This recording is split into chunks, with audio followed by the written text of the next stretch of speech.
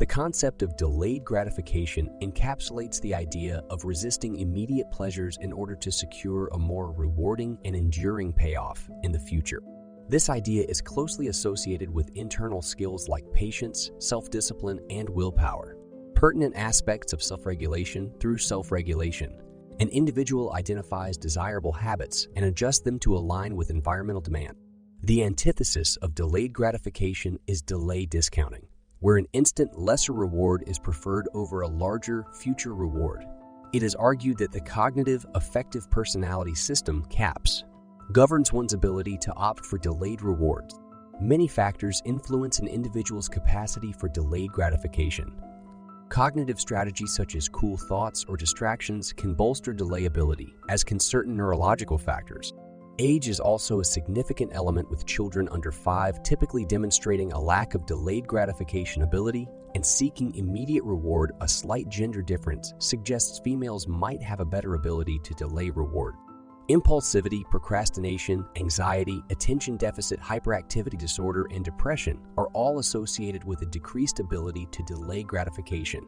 Psychoanalytic theory suggests that the ego is responsible for balancing our immediate desires with the more moral choices. And those with a lack of ego control may struggle more with delaying rewards. Environmental and social factors such as task engagement, mother-child relationship, prior experiences with broken promises of rewards, along with wider sociocultural expectations, all impact an individual's ability to delay gratification. Animal research has also provided insights into delayed gratification by investigating ecological factors that can't easily be tested in humans. The ability to delay gratification is seen as an essential life skill associated with overall success in many areas, including academics, physical and psychological health, and social competence.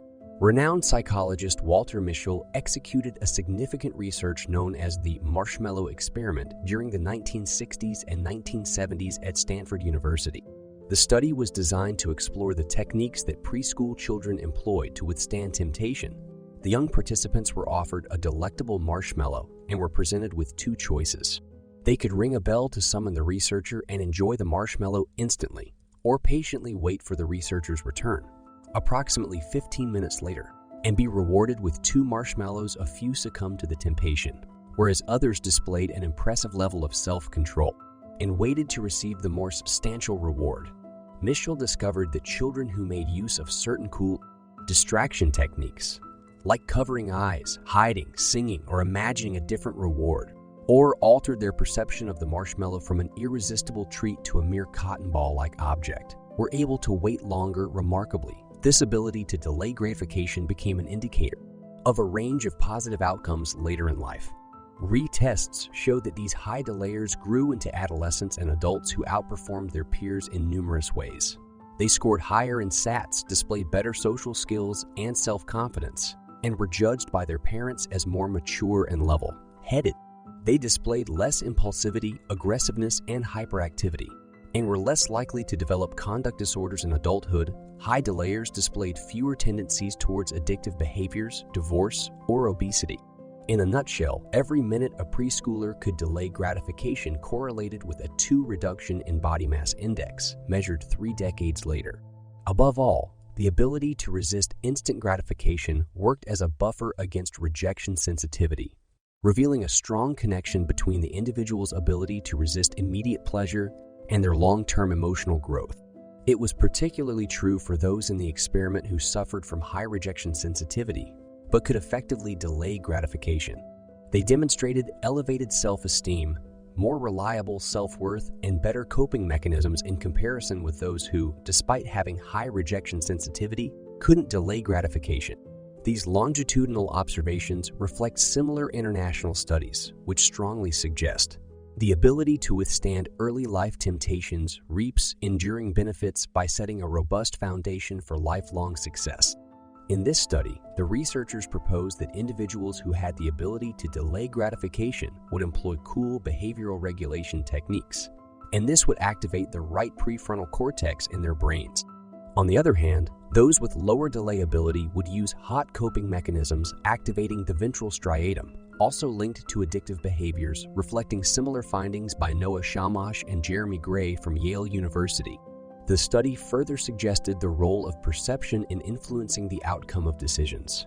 Observed through hot and cool strategies, when a child pictures a reward in a tangible, hot manner, attending to its texture, smell, etc., it leads to more impulsive behavior, lessening their ability to delay gratification. On the other hand, focusing on its abstract, cool aspects, like its shape, color, enhances self-control and patience.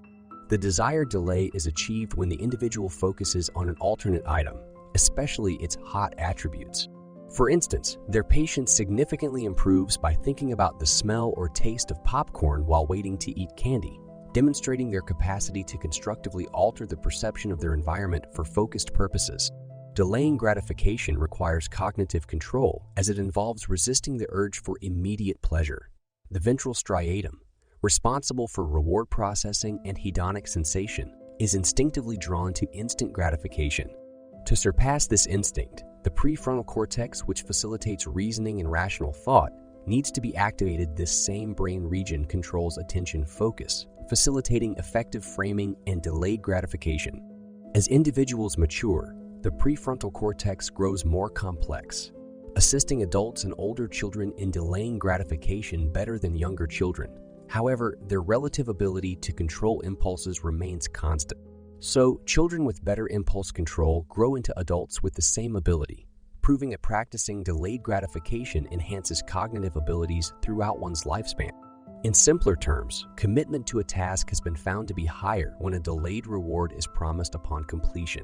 Behavioral researchers suggest the choice between instant and delayed satisfaction depends on various factors, predominantly revolving around whether the reward involves positive or negative reinforcement. This was substantiated by Solnick et al. In a study wherein participants preferred immediate termination of a disturbing loud noise for shorter durations rather than waiting for a longer silence after some delay. It was inferred that the subjects did not want to delay their gratification associated with noise cessation, in agreement with the prospect theory that people are generally loss-averse. Interestingly, a study in 2011 analyzing people's preferences between receiving an immediate, hypothetical sum of money or waiting for a greater amount showed that willingness to delay instant gratification not only depended on the reward size, but also varied significantly between individuals. Furthermore, how the rewards are depicted can influence one's subjective valuation of said rewards. When envisioned as a potential loss, the rewards are valued more. Temporality of rewards, specifically the wait time for the deferred gratification, invariably influences the choice between immediate or delayed gratification. This was evidenced in a 2001 study that concluded when a rewards realization was too far in the future, about 15-25 years, participants were more inclined towards instant gratification, dismissing the higher value of the delayed reward. A practical application of this can be seen in a South Wales elementary school, where a behavior modification plan was introduced to keep a group of girls engaged in private study times. Their behavior was redirected towards delayed gratification by limiting the number of questions they could ask and rewarding them tokens for adhering to the limit. The girls were then focused on accruing tokens rather than the final reward. This strategy of cool processing effectively decreased their disruptive behavior, illustrating the power of delayed gratification as a tool for behavior modification. Assessments of children's behavior reflect that self-control can extend to areas not directly related to reinforcement training. From the moment of birth, infants are unable to curb their immediate desires, displaying a notable lack of impulse control. However, as they age and develop, they're able to control their impulses while also restraining their immediate desires, gradually enhancing their ability to delay gratification. This evolution of impulse control across a lifespan, including instances where development might falter, leading to attention deficits and behavioral issues, is a major area of research for developmental psychologists.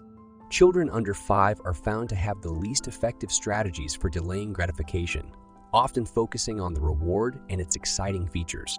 By the age of 5, children typically improve their level of self-restraint by refraining from fixating on the reward. Commonly, 5-year-olds would opt to distract themselves or use self-instructions to remind themselves that waiting results in a more valuable reward.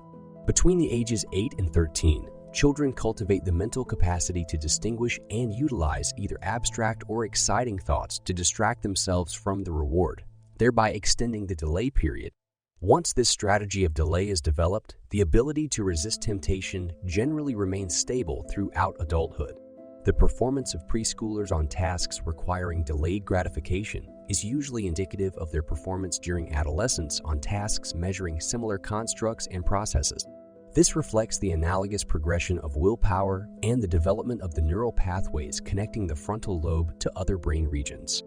A decrease in self-regulation and impulse control in old age is usually accompanied by a decline in reward, delaying strategies, specifically a reduction in temporal discounting due to decreases in cooling strategies.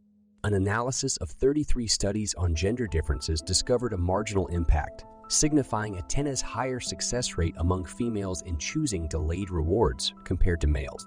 This slight variance could be linked to the minor gender differences found in delay discounting and higher levels of impulsivity and inattention. In boys, additional studies are required to ascertain whether this minor difference begins at a particular age or remains consistent throughout that lifespan. Some researchers propose that this gender difference may mirror a mother's propensity to put aside her own desires to meet those of her child, a tendency less commonly seen in fathers. Increasing research propounds that just like a muscle that can be developed through training, so too can self-control be nurtured. This concept is remarkably reassuring for those grappling with impulse control. Psychotherapy often addresses this by educating individuals on the drawbacks of yielding to immediate urges, thereby promoting the exercise of delayed gratification. For example, with anxiety disorders, individuals are influenced to face their fears, initially a challenging ordeal that gradually becomes manageable and trains the individual to perceive these situations as less daunting. However, successful exposure therapy demands the individual to stave off the temptation to flee the situation prematurely. Therapists aim to elucidate the balance between immediate rewards and future benefits, and may facilitate this by helping the individual create a pros and cons list of certain behaviors, indicating short-term and long-term results. For detrimental coping mechanisms such as self-harm, drug use, or avoidance, there are typically no lasting benefits, while postponing harmful urges typically leads to long-term advantages, making it a major catalyst for change. Behavioral disorders, commonly associated with impulse control deficiencies, correlate well with delayed gratification.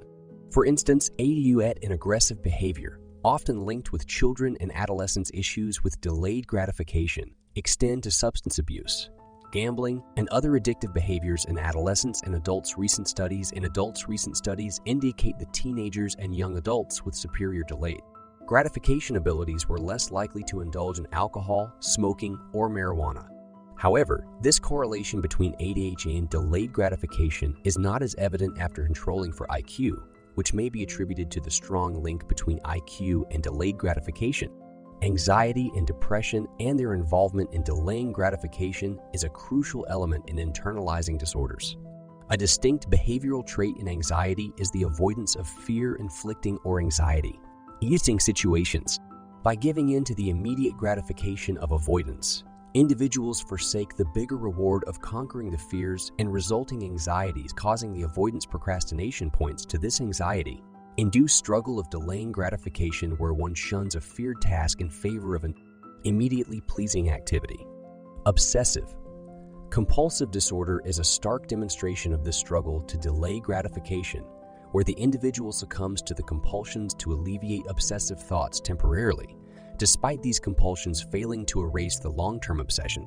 The struggle to delay instant pleasure, as seen through Sigmund Freud's lens, is portrayed as an individual's attempt to resist the primal libidinal impulses of the id.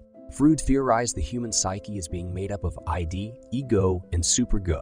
The id craves immediate pleasure, guided by the pleasure principle, while the ego is tasked with balancing these impulses, along with the superego, representing the moral compass formed from societal and cultural influences. By Freudian theories, an individual facing difficulty in delaying gratification is driven by an unresolved internal conflict, the ego struggling to mediate between the id and superego. Such individuals often encounter psychological stress or anxiety, stereotypically referred to as neuroticism. Some psychoanalytic scholars propose a more complex perspective on delayed gratification. Researchers David C. Funder and Jack Block suggest a broader concept: ego control, which depicts an individual's competency to moderate impulses.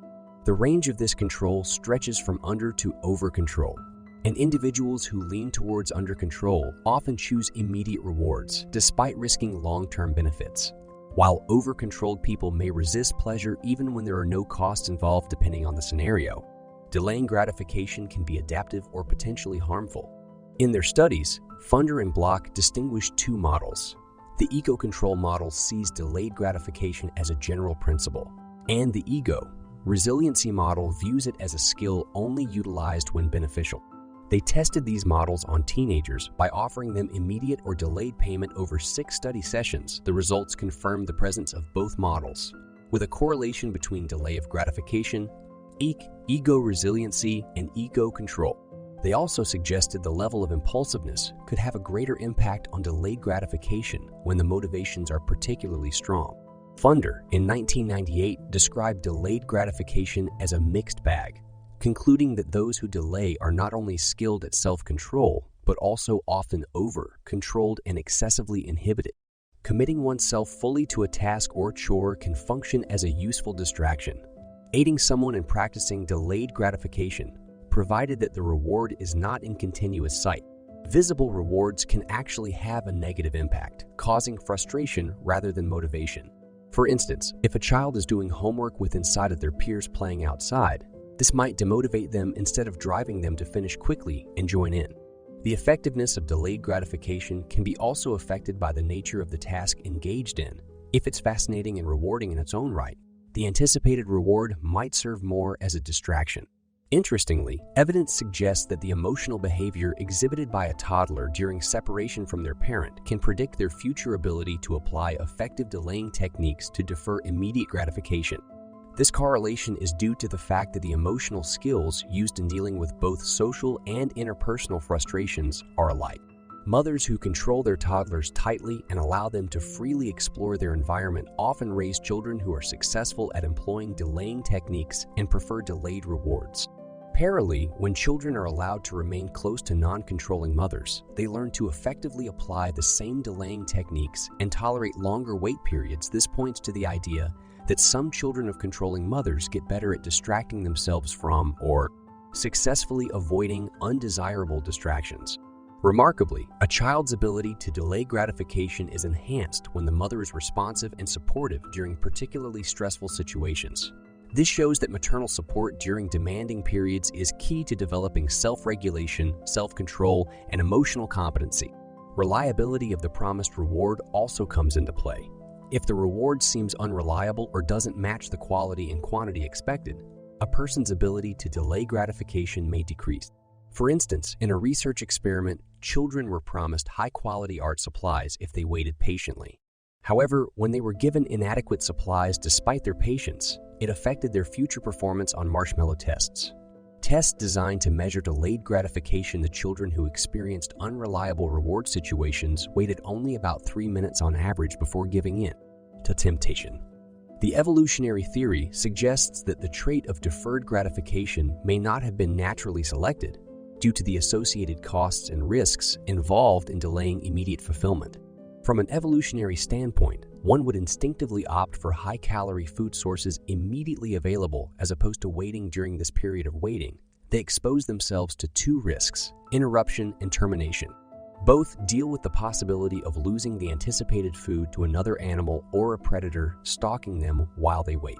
However, an opposite argument states that deferred gratification can in fact aid survival, particularly when conditions are harsh. Therefore, it is necessary to investigate the nature of deferred gratification in various animal species and its genetic connection.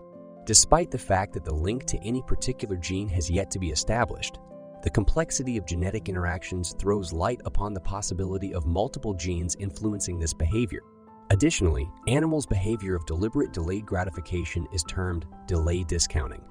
The longer one has to wait for a reward, the lesser its perceived value. Research has also indicated particular patterns of risk sensitivity linked to delay discounting. A specific study involving macaque monkeys throws further light on this aspect. The monkeys were given a choice between a certain medium reward and a larger, risky reward. Interestingly, the monkeys preferred the latter, interpreting it as a definite but postponed large reward, the workings of delayed gratification. therefore appear rather complex and intricately connected to various other behavioral and genetic factors. Whilst the notion of predicting reward preferences may seemingly be straightforward through the use of empirical models, a multitude of natural variables appear to influence animals' capacity for delayed gratification.